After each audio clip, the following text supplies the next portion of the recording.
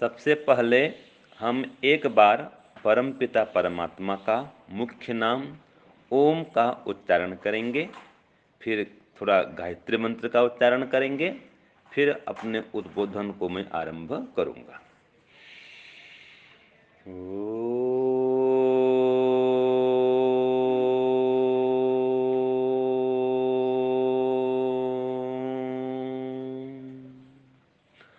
ॐ भूर्भुवः स्वः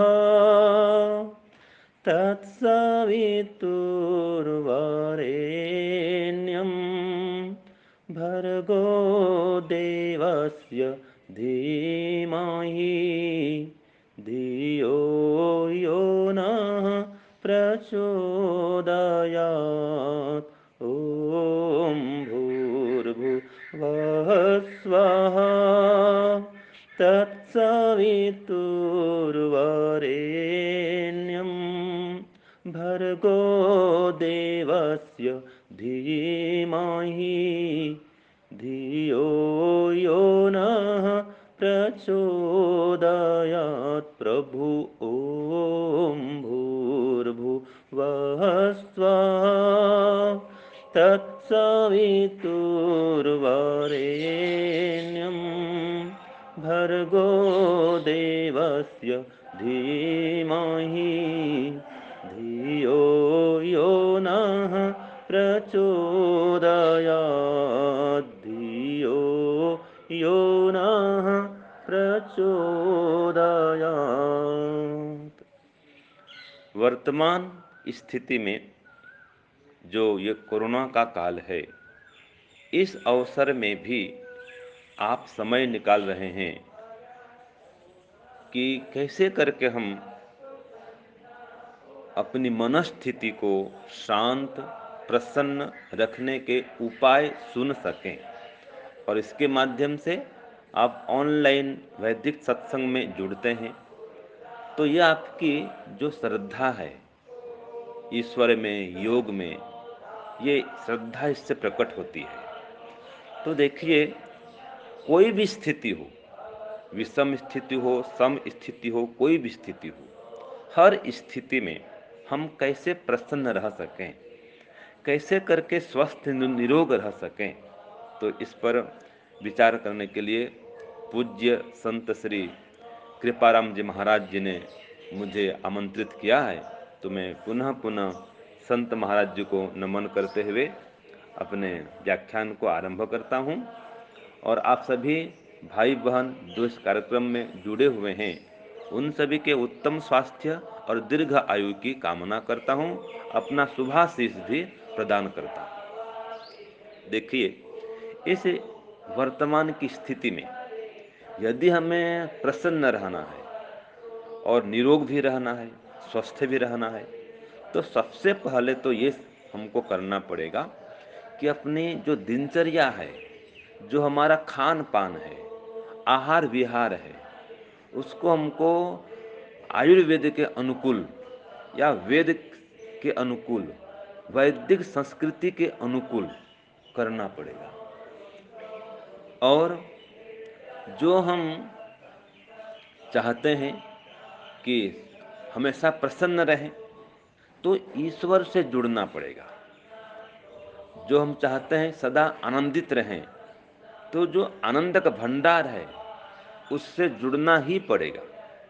जैसे हमें पानी चाहिए तो हम कहाँ जाएंगे? जो पानी का भंडार है उसके पास जाएंगे, नदी पास जाएंगे, तालाब के पास में जाएंगे, कुआं पास जाएंगे, अथवा घर में जो मटका है, पानी का बर्तन है, वहाँ से जल लेकर के आएंगे। तो मतलब जहाँ पर जल का भंडार है वहाँ जाएंगे तो हमको जल मिलेगा। तो इसी प्रकार से जो आनंद का भंडार है उसके पास जाएंगे तो आनंद मिलेगा। जिसके पास हमेशा और हमेशा ही शांति है, जिसके पास में हमेशा ऐश्वर्य है, जो उत्तम स्वास्थ्य प्रदान करता है, जो समस्त रोगों को मिटाता है, जो दीर्घ आयु को प्रदान करता है, सब प्रकार की हताशा से, निराशा से जो रहित करता है, वो कौन है? परम पिता परमात्मा। तो इस स्थिति में हमको सबसे पहले ये काम करना पड़ेगा कि हम अपने को परमात्मा से संबद्ध करें, जोड़ें, और उसका माध्यम है ईश्वर का ध्यान, योग, प्राणायाम। तो जीवन में योग हो, प्राणायाम हो, परमात्मा का ध्यान हो, ये आत्मिक उन्नति है, आत्मिक शांति के लिए है। तो प्राणायाम का अभ्यास प्रतिदिन प्रातः भी करें, सायं भी करें, और साथ में शरीर को स्वस्थ रखने के लिए कुछ आसन व्यायाम भी करें, सूर्य नमस्कार भी करें। और जो भोजन है वो सात्विक हो, पौष्टिक हो, संतुलित हो। अधिक भोजन करेंगे तो व्यक्ति जल्दी ही रोगी पड़ता है।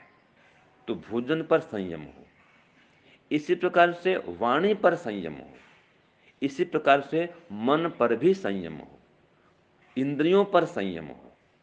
जब व्यक्ति मन, इंद्रिय, वाणी इनमें नियंत्रण नहीं कर पाता है तो कुछ भी खाता है, कुछ भी बोलता है, कुछ भी विचारता है, और इन सब का प्रभाव हमारे स्वास्थ्य पर पड़ता है, शरीर पर पड़ता है।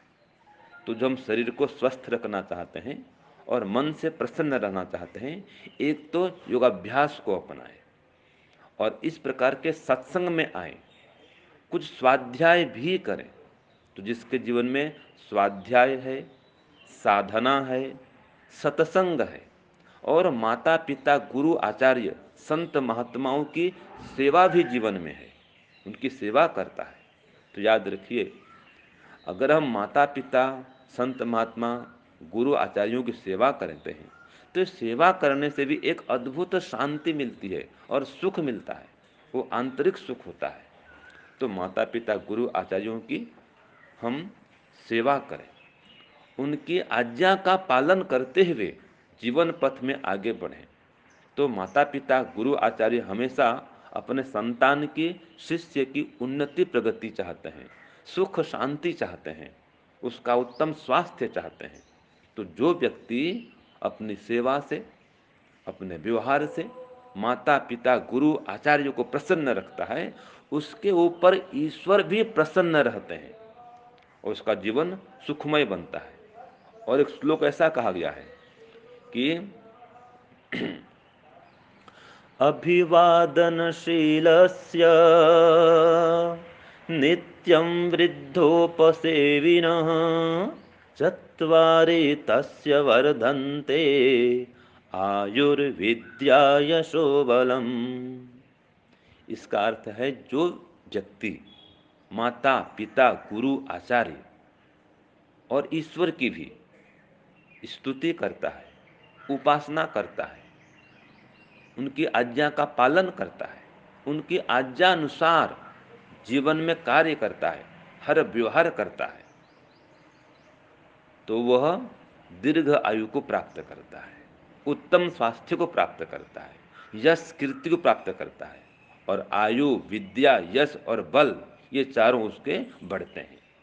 तो इसलिए एक तो माता पिता की सेवा करें, गुरु आचार्य संत महात्मा की सेवा करें, और फिर साधना करें।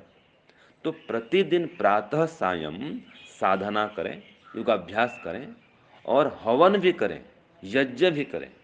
यज्ञ करने से आज का जो वातावरण दूषित हो रहा है, वायुमंडल खराब हो रहा है, ये वायरस फैल रहा है, तो इसको नष्ट करने के लिए यज्ञ बहुत बड़ा माध्यम है। तो योग और यज्ञ के माध्यम से हम वर्तमान इस परिस्थिति को अनुकूल बना सकते हैं। जो स्थिति प्रतिकूल हो गई है, इसको अनुकूल बना सकते हैं। और मानसिक शांति के लिए साधना तो करेंगे ही, और जो मैंने पहले कहा, माता पिता, गुरु आचार्य, इनको भी प्रसन्न रखेंगे। तो इनको प्रसन्न रखेंगे तो हम भी प्रसन्न रह पाएंगे और ईश्वर भी हम पर प्रसन्न रहेगा। तो एक तो अपने जीवन को हम त्याग तप से युक्त करें, और हमारे अंदर जो आलस्य है, प्रमाद है, ये दुख का कारण है।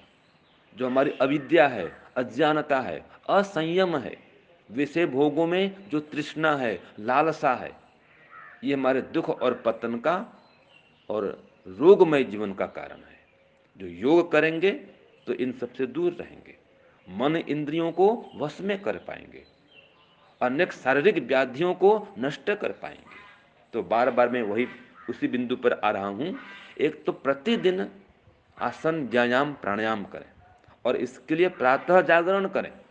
विलंब तक सोते रहेंगे, लेट में सो के उठेंगे तो न ध्यान कर पाएंगे, न आसन व्यायाम प्राणायाम कर पाएंगे, न हवन कर पाएंगे। तो प्रातः जागरण अवश्य करें।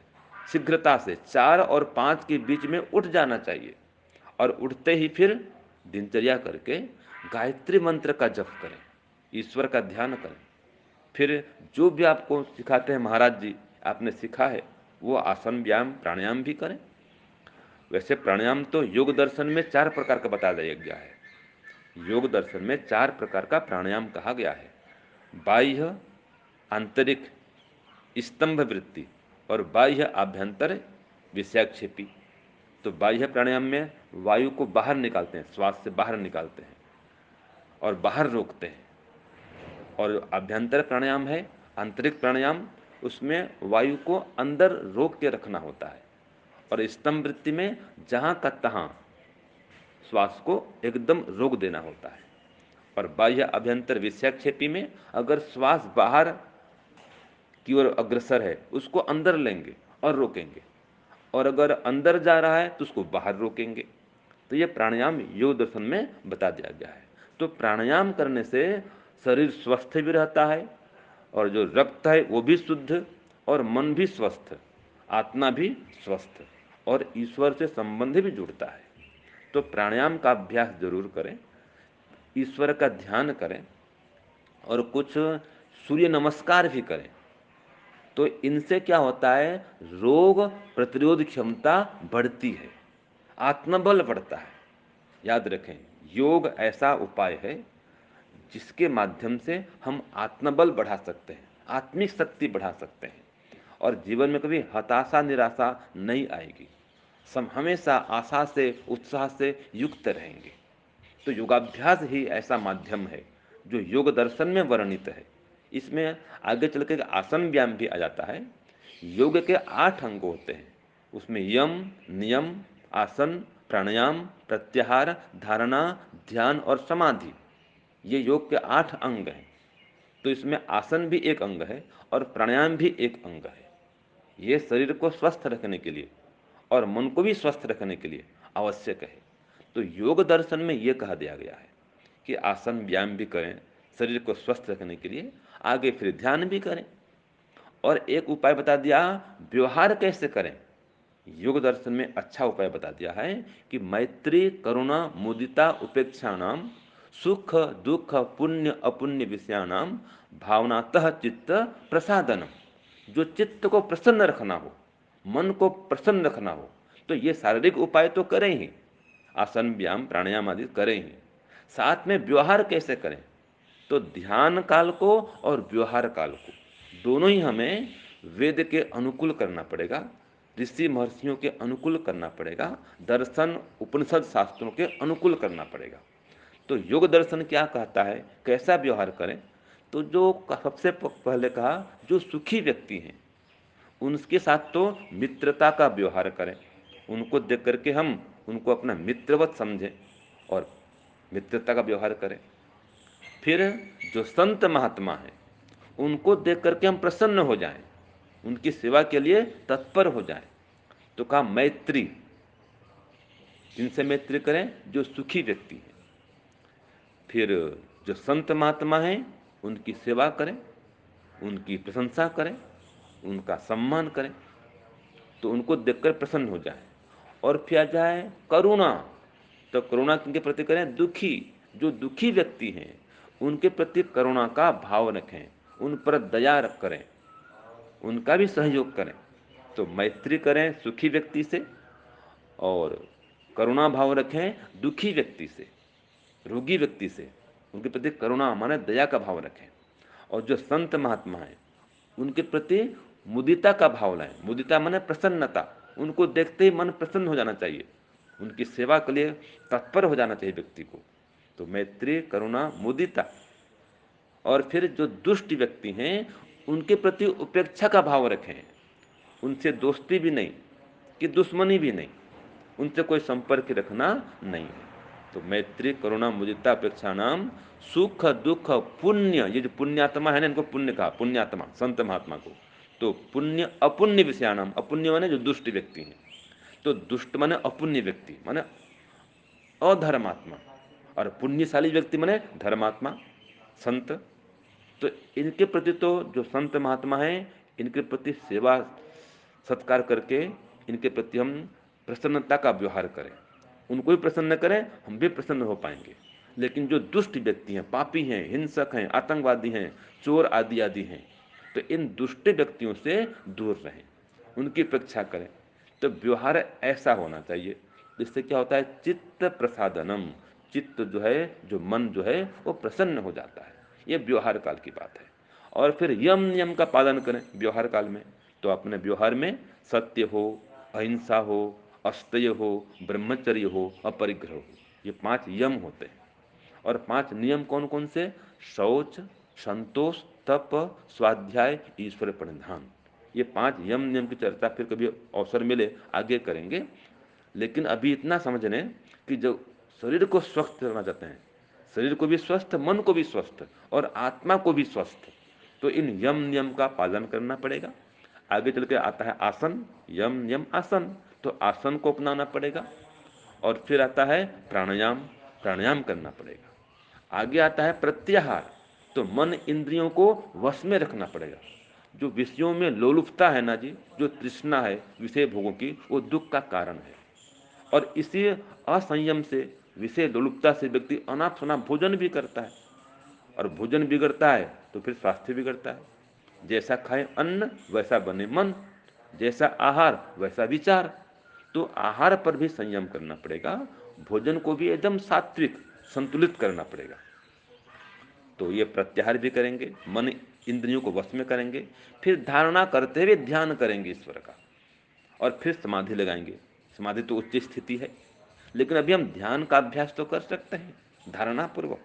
तो जो हमारे जीवन में ये योग आ जाए, योग के 8 अंग का हम अनुष्ठान करना आरंभ कर दें योग दर्शन के अनुसार, तो निश्चित रूप से हमारा जीवन सुखमय हो सकता है, श्रेष्ठ हो सकता है, स्वस्थ हो सकता है, और हम दीर्घ आयु को प्राप्त कर सकते हैं। और वो भी जो हमारे संत महात्मा आचार्यगण हैं, गुरुजन हैं, उनकी सेवा सत्कार सम्मान करते हुए सब काम करेंगे, उनकी आज्ञा का पालन करते हुए सब काम करेंगे, ऋषि महर्षि के अनुकूल चलेंगे, भगवान राम को, भगवान कृष्ण को अपना आदर्श मानेंगे।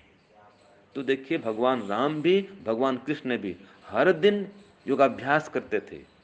वो तो वेद का भी अध्ययन करते थे और यज्ञ भी करते थे, गायत्री मंत्र का जप भी करते थे। तो यदि हम इतना भी कर देना, जो जो काम भगवान राम और भगवान कृष्ण कर गए हैं उतना भी कर दें, तो हमारा जीवन महान बन जाएगा, हम सुखी स्वस्थ हो जाएंगे। क्यों? भगवान राम, भगवान कृष्ण स्वयं गुरुकुल में पढ़े हैं, वो भी आसन व्यायाम प्राणायाम करते थे। उनका शरीर देखा होगा अपने, बलिष्ठ स्वस्थ हृष्ट पुष्ट थे वो। क्यों? व्यायाम से उनका शरीर गठा हुआ था, प्राणायाम करते थे, और रोज प्रतिदिन वो यज्ञ भी करते थे, गायत्री मंत्र का जप करते थे। और माता पिता की सेवा तो कहना ही क्या, भगवान राम के देखो, वो माता पिता की सेवा के लिए हमेशा तत्पर रहते थे, और पितृ आज्ञा का पालन करने के लिए तो वनवास भी चले गए थे। तो जो मातृपितृ भक्ति भगवान राम में थी, वो मातृपितृ भक्ति, गुरु भक्ति हमारे अंदर भी आनी चाहिए। तो बस अंत में ये कहना चाहूँगा कि जो हमारे जीवन में ये वैदिक संस्कृति आ जाए, वैदिक संस्कृति के अनुसार हम आचार विचार व्यवहार करना आरंभ कर दें, योगमय साधनामय जीवन बना लें, तो निश्चित रूप से हम स्वस्थ रहते हुए, निरोग रहते हुए दीर्घ आयु को प्राप्त कर सकते हैं। और थोड़ा मोड़ा कोई रोग आ भी गया तो योगाभ्यास के माध्यम से हम अपने अंदर प्रसन्नता को रख करके रह सकते हैं। माने कभी दुखी नहीं होंगे, हताश निराश नहीं होंगे, शोक युक्त नहीं होंगे। कोई बात नहीं, कोई रोग आ गया उसका उपचार करेंगे, उसको दूर भगा देंगे। इसके लिए जो ब्रह्मचर्य है वो बहुत बड़ी शक्ति है, तो ब्रह्मचर्य का ही पालन करेंगे तो यम नियम में आगे आएगा। तो बस इतना ही कहना चाहूँगा। अब कोई प्रश्न और पूछना है तो महाराज जी पूछ सकते हैं। महाराज जी, बहुत आपने बहुत सुंदर तरीके से बताया। योग दर्शन को आधार मानकर महर्षि पतंजलि ने या आपने उसी को आधार मान करके हम सबको ये बताया